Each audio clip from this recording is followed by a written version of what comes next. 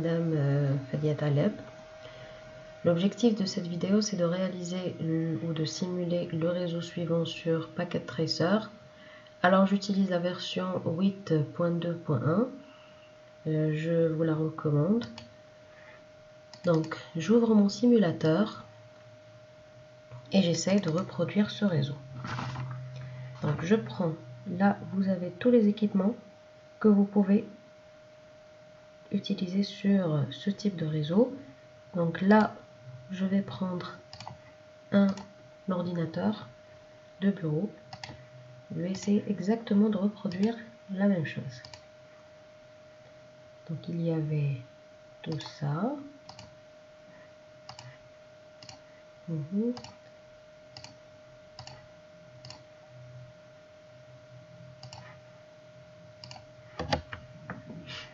Un hub, donc vous trouvez ça ici dans la partie Network Device. Et là c'était la partie End Device, donc c'est les équipements hot. Et là ce sont les équipements qui servent au bon fonctionnement du réseau.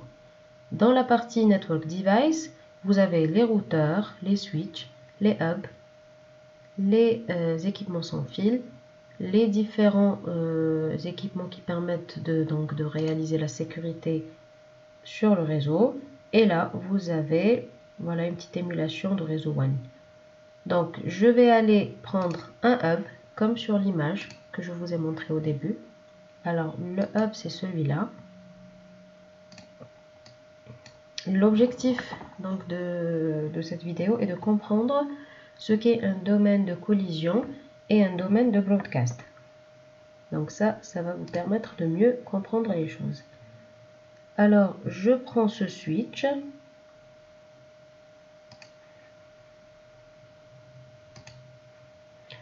Je prends un deuxième switch. Et le dernier équipement que je vais rajouter, ce sera le routeur. Donc, j'ai choisi la version celle-ci. Voilà, je vais un petit peu les éloigner. Et je vais raccorder. Donc là, c'est la partie connection. C'est tous les médias qui existent donc dans la réalité et sur ce simulateur. Donc là, si vous choisissez celle-là, ça va vous mettre par défaut le type de câblage adéquat entre chaque équipement et un autre. Voilà. Et pour les connaisseurs, vous pouvez aller choisir ici directement le type de câble nécessaire entre tous les équipements. Donc là, je vais raccorder les différents équipements entre eux. Voilà.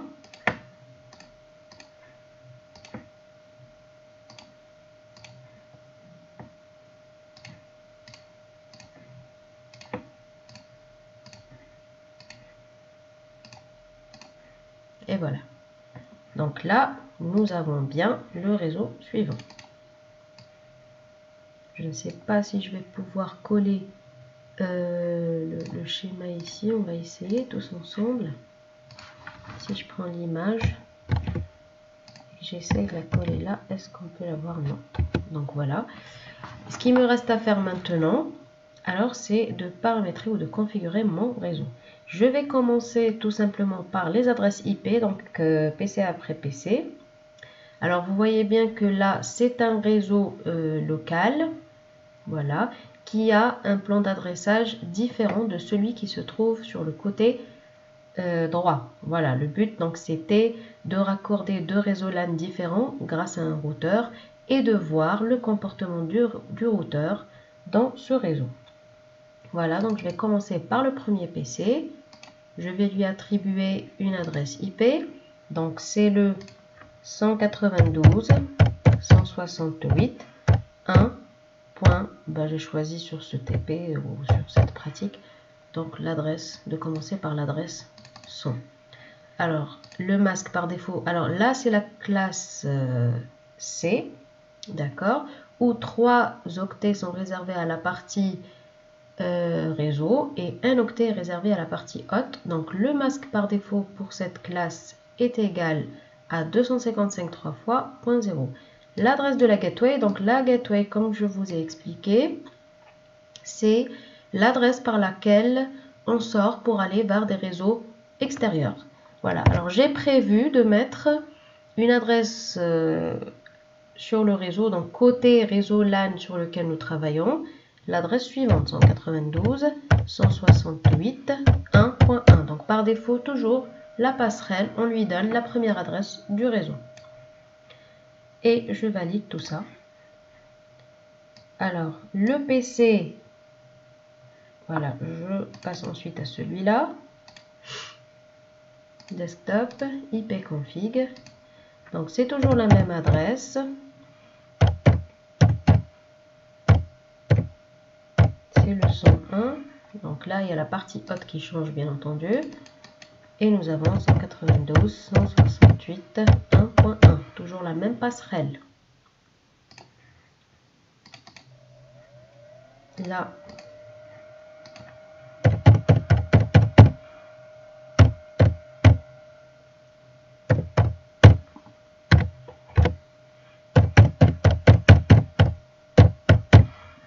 voilà. Donc le hub n'a pas besoin de configuration. Ok, donc il marche, il a un fonctionnement par défaut. Je passe ensuite à ce PC. Donc c'est le 103.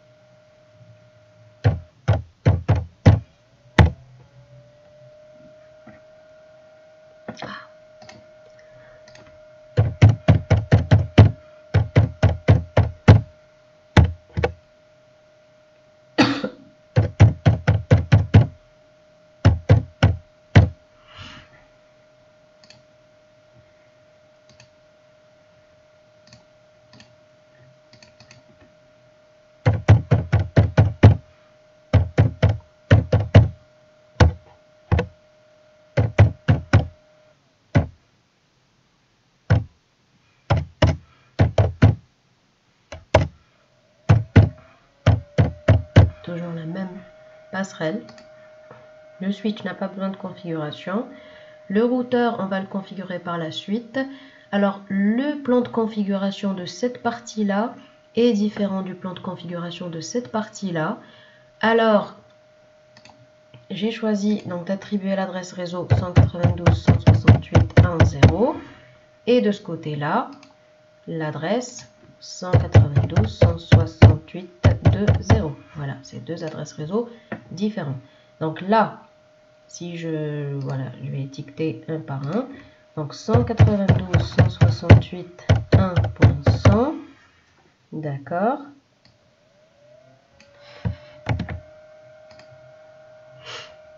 Alors le 100, le 101, le 102. Là, j'ai le 103, le 104, le 105, voilà.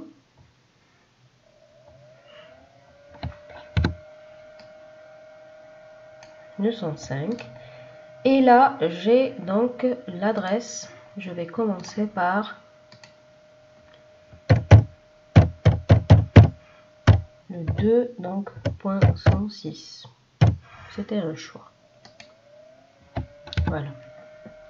Donc, je vais passer à la configuration de ce PC.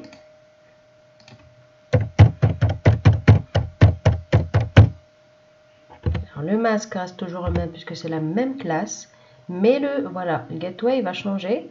Ça va être l'autre côté. Donc, ça va être l'adresse attribuée à cette interface FA01. Voilà. Et j'ai l'intention donc de lui donner l'adresse 192.168.2.1. Comme j'ai dit, c'est toujours la première adresse, le point 1 qu'on attribue à la passerelle par défaut. Donc, on va maintenant passer à la configuration du routeur. Alors, pour configurer le routeur, il faut configurer les deux interfaces, Fast 00 et Fast 01. Voilà, leur donner la bonne adresse IP et ensuite configurer le protocole de routage entre les deux. Donc, je vais cliquer sur le routeur et là, je préfère donc utiliser le mode commande. Alors, no. Alors là, je vais activer la configuration, passer en mode config, configure terminal. Voilà, donc je suis en mode configuration. Alors, je vais commencer par la première interface, interface 0. Alors, Fast Ethernet, la première c'est 00, d'accord. Je vais attribuer une adresse IP grâce à cette commande.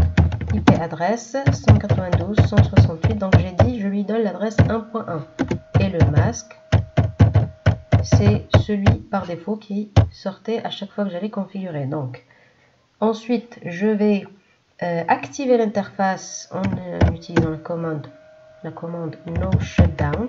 Voilà, pour insérer les commandes rapidement, donc vous n'avez qu'à commencer la commande et ensuite appuyer sur tabulation pour que la commande en entier apparaisse.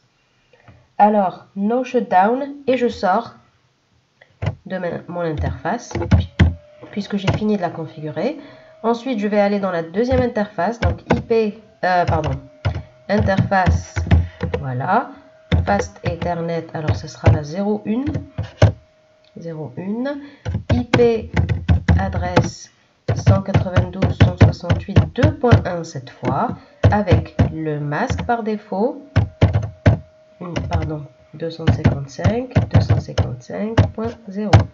J'active mon interface grâce à la commande no shutdown, voilà, et j'ai fini de configurer cette interface. Je fais un exit pour en sortir. Ensuite, je vais commencer la configuration du protocole de routage. Dans cette petite simulation, j'ai choisi le protocole de routage RIP. En fait, c'est le plus utilisé et le plus simple à configurer. Donc, pour un premier temps, je vais le configurer. Router RIP. Je vais choisir la version 2, puisque c'est une version qui permet de véhiculer les informations sur le masque, ce qui peut être très utile donc pour les réseaux, pour un bon fonctionnement de réseau. Version 2, voilà, et là je vais commencer à insérer alors les réseaux sur lequel ou avec lequel travaille ce protocole de routage. Les réseaux directement connectés au routeur, hein. Donc mon premier réseau c'est le 192.168.1.0, donc je vais l'insérer. Network, voilà. Alors le 192.168.1.0, alors là c'est l'adresse réseau, hein. C'est pas une adresse hot, donc il faut mettre un 0 à la place donc de la partie hot, et il faut garder la partie réseau comme elle est, il ne faut pas la modifier. Deuxième réseau que nous avons, donc là c'est le 192.168.2.0, entrée. Donc de cette façon, là maintenant le routeur sait à qui il est directement connecté, à quel réseau il est directement connecté. Donc ce sont ces deux routeurs là, enfin ces deux réseaux là. Ensuite, donc là j'ai fini ma configuration. Je sors donc, enfin je fais un exit pour sortir, d'accord, et je vais donc voir mon réseau, enfin mes deux réseaux. Là les voyants étaient rouges, maintenant ils sont verts, cela veut dire que notre configuration est bonne. Alors on va s'arrêter là pour aujourd'hui, et ensuite dans une prochaine vidéo je vais vous montrer comment alors réaliser différents envois de paquets entre les différents équipements de ces deux réseaux là, afin de comprendre le domaine de collision et le domaine de broadcast. Merci. Si vous avez des questions, vous me les laissez en commentaire.